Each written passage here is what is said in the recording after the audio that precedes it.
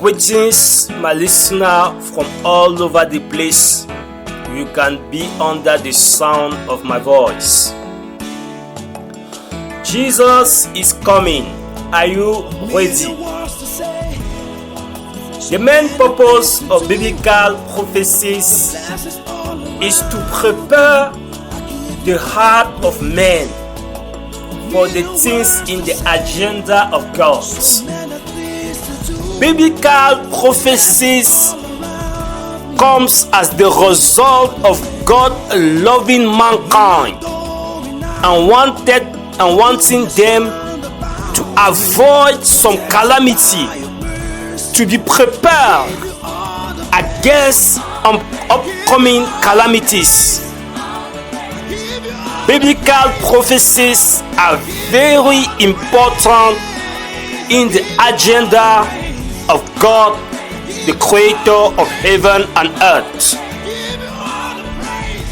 However, it is somehow regrettable to see how men treat divine prophecies and prophets.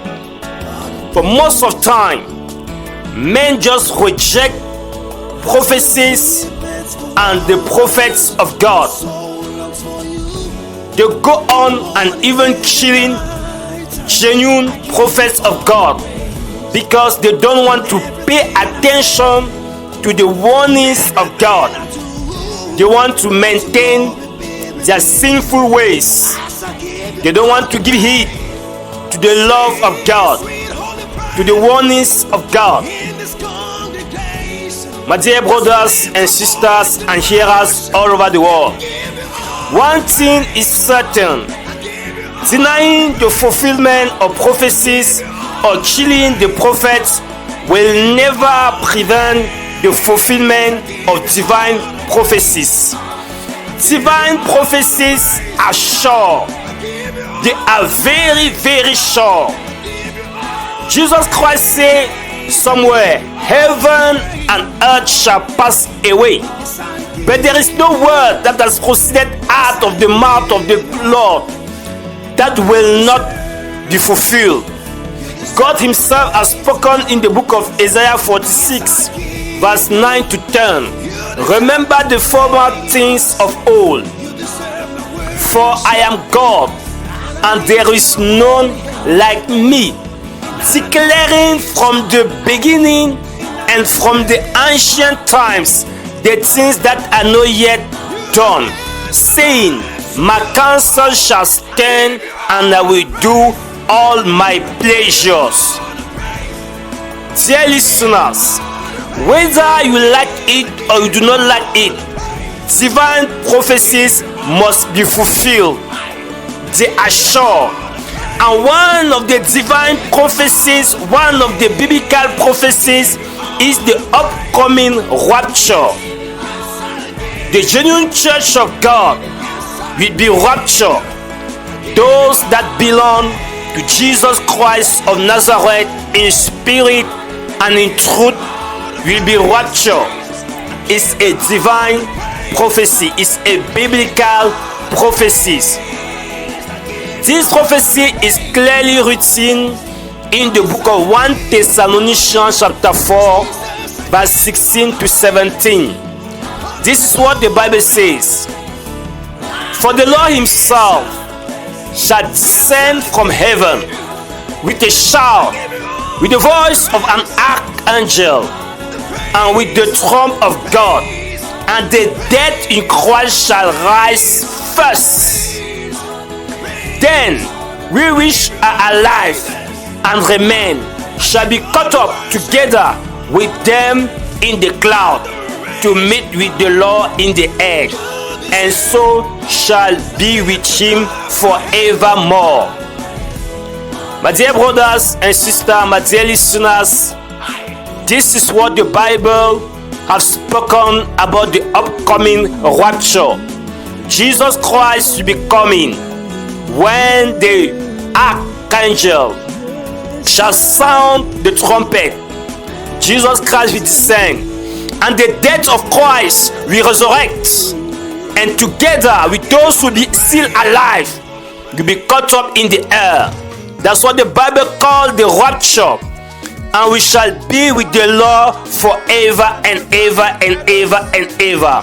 It is the greatest event that has ever happened in the history of mankind.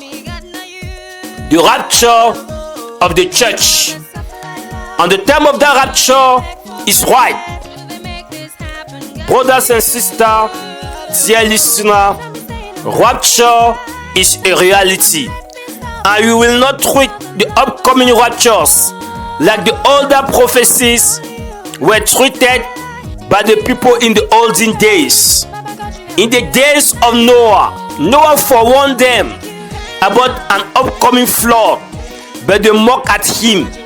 That did not prevent the flood to come, just as God has spoken and Noah has prophesied. In the days of Moses in the wilderness, Moses spoke to them, but they hardened their heart, and they perished because they hardened their heart. Only 2 people out of that generation of people who came out of Egypt entered the promised land, because they did not believe the prophecy. They were stubborn. In the days of Jesus Christ of Nazareth, thousands upon thousands of people had the gospel. But out of those thousands, only 120 people believed and received the promise of the Father, which was the baptism in the Holy Ghost. My dear brothers, my dear listeners, will you continue in the pleasures of the flesh?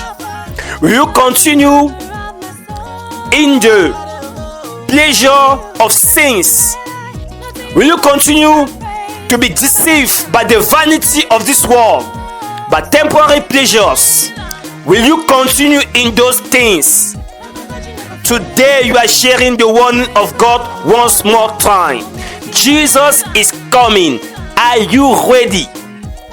Are you ready to go with the Lord? Are you prepared? Have you fulfilled the biblical requirement to be raptured when the Lord shall come?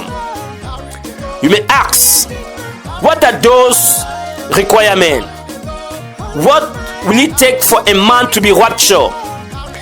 I want you to pay close attention to the things that I will speak unto you now, praying that the Spirit of God Himself bring you the conviction, persuade you, and open your understanding.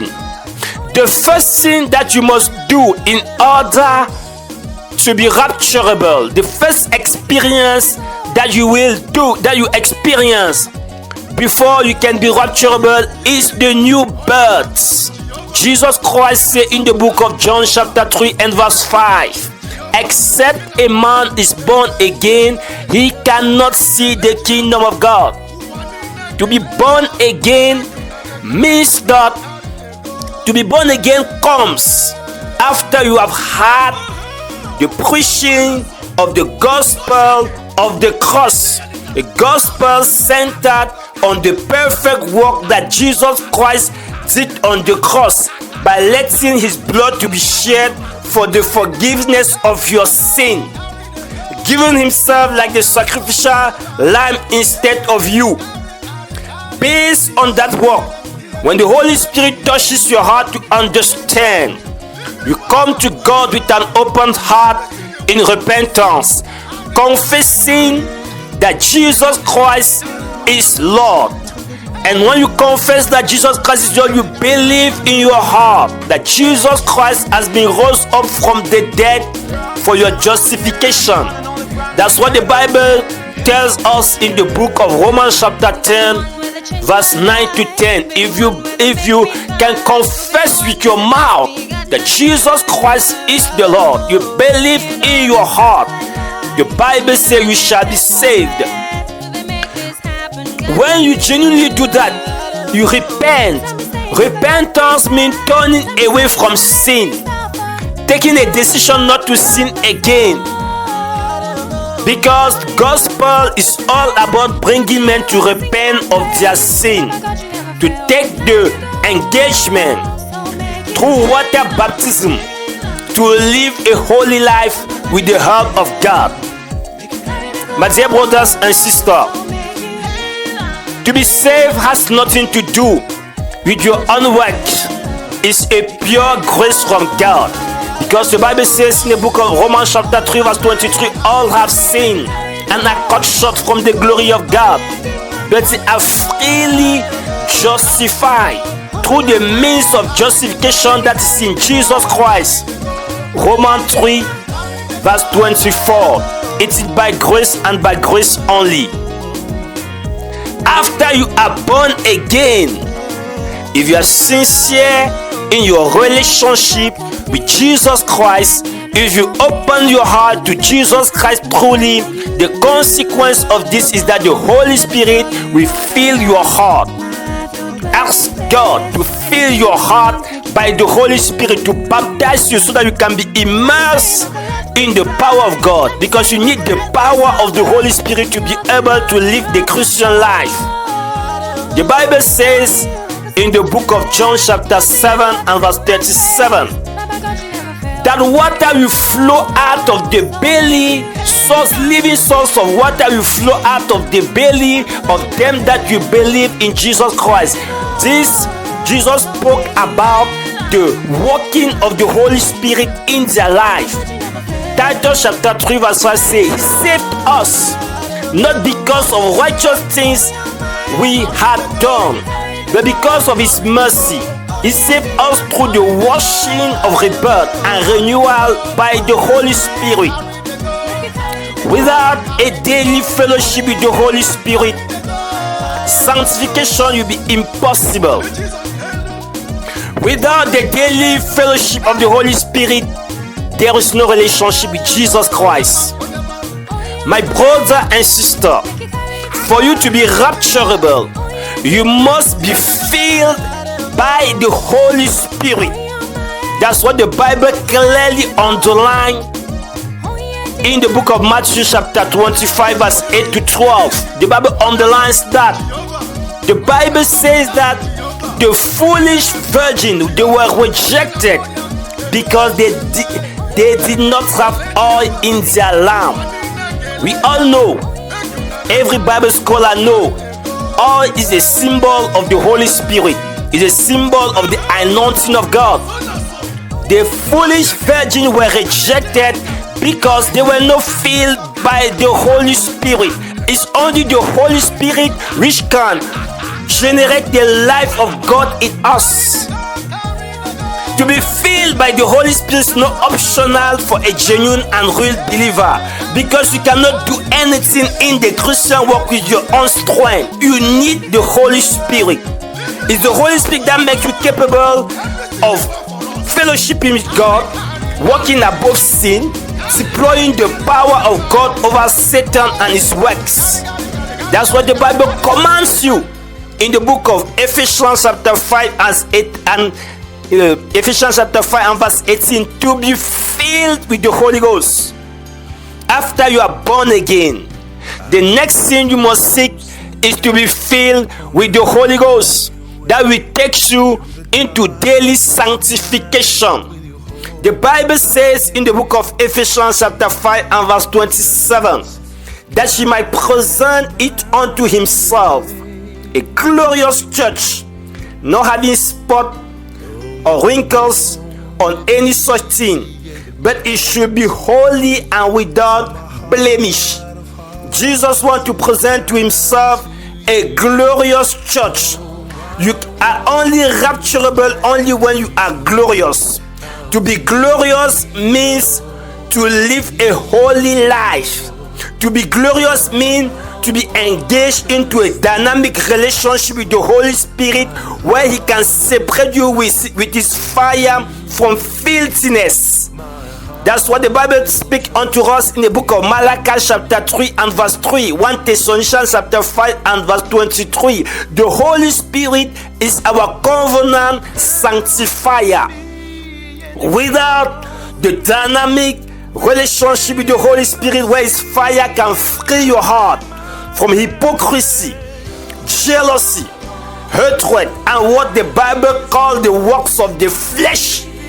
In the book of 1 of Galatians, chapter 5, verse 19 to 21. If you are not submitted to the daily sanctification of the Holy Spirit, there is no hope for you to be raptured.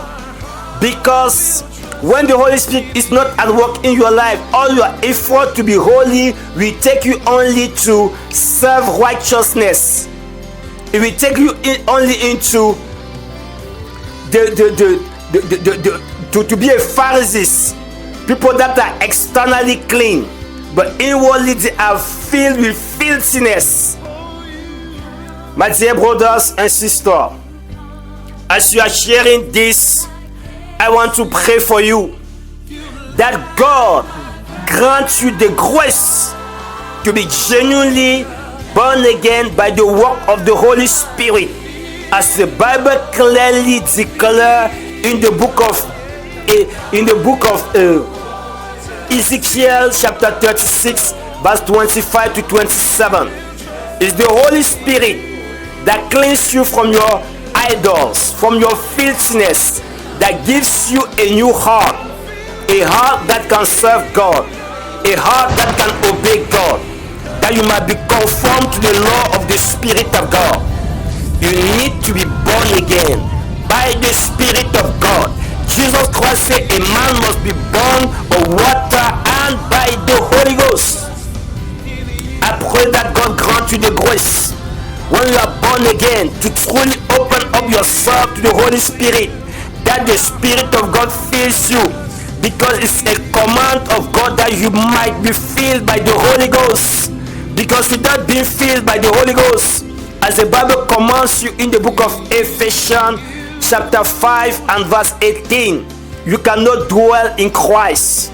You cannot be able to be a victorious Christian. It's needed.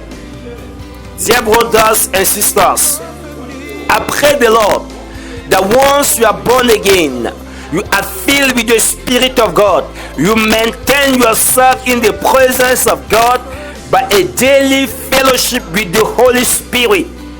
I pray God that as you do this, God grant you the grace of progressive sanctification. I pray God that you receive the grace to be rapturable when Jesus Christ shall come. I pray that God detach you from anything in this world that can prevent you to be rapturable.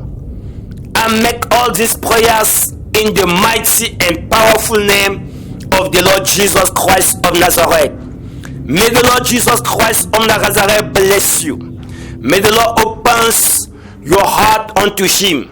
May the Lord prepare you for rapture. If you are not yet connected to this channel, I urge you to like this preaching. I urge you to get connected to this channel and receive more and more preaching, exhortation, and encouragement in the almighty name of Jesus Christ of Nazareth. You are blessed. I am the servant of the Lord, Charles Mujie, from the Republic of Cameroon.